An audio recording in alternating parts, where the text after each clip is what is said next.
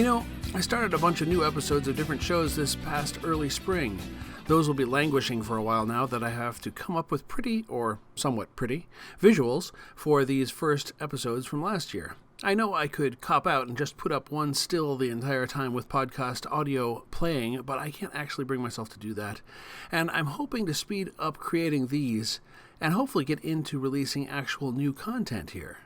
And of course, if you're trolling through these old episodes years later, then literally no time will pass between each episode and you won't want to hear all this stuff. Speaking of which, here's me from last year. This is Paul Mackey, Idjit in residence, on day 7 of the Dog Days of Podcasting, and this is my thoughts on the 4th episode of That 80's Show.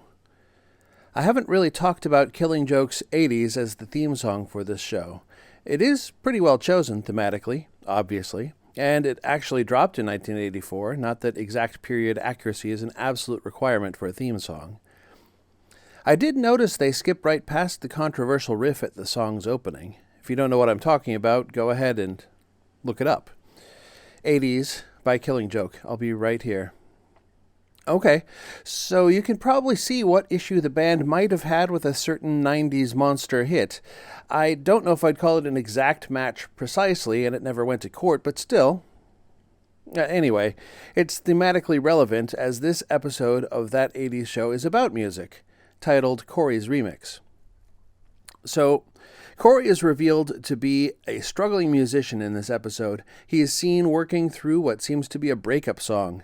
Meanwhile, Roger has an upcoming meeting with his boss, and he's nervous.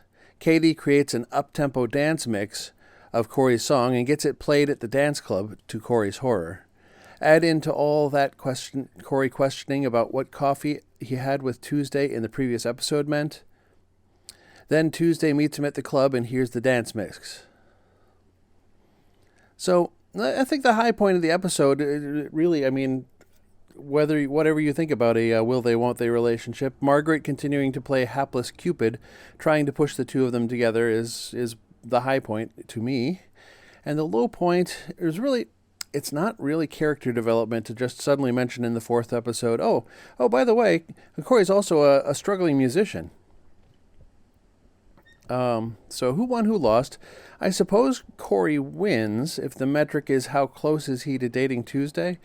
Roger lost, but it's pretty much a foregone conclusion in this case because they absolutely wrote this episode with Roger losing as an apparent goal.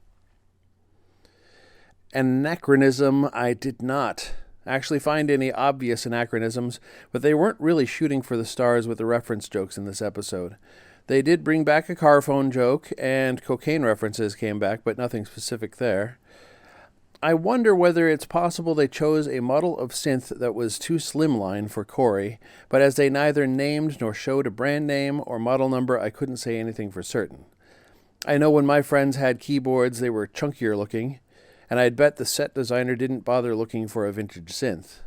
It's also possible my friends had keyboards that were inexpensive compared to a really high-quality one. That could also be a factor. What worked? The car sing-along from the pilot returns, and I have to say it definitely works. I also think Tinsley Grimes as Katie is starting to really settle into the role. Earlier on, she kind of had this Julie Brown thing. That would be Homecoming Queen's Got a Gun Julie Brown, not Downtown Julie Brown. See, I am an OG 80s kid. Wubba, wubba, wubba.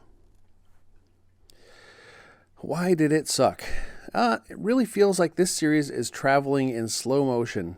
After that lightning establishment of a will they, won't they dynamic in episode 1, they've been forced to slow it way down, or they'll be done for, perhaps.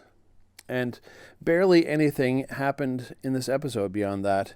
Add in the low point previously mentioned of the plot-convenient character revelation of Corey as a struggling musician, and it just isn't coming together, but maybe I'm also influenced by the fact that it never does in fact come together beyond a 13-episode run.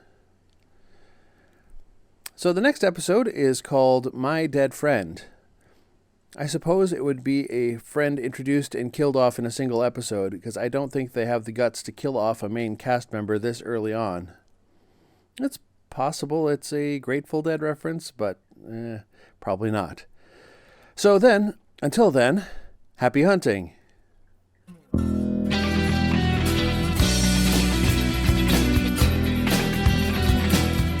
You have been listening to the One Idjit's Thoughts On podcast, produced by Paul Mackey in association with quadruplez.com.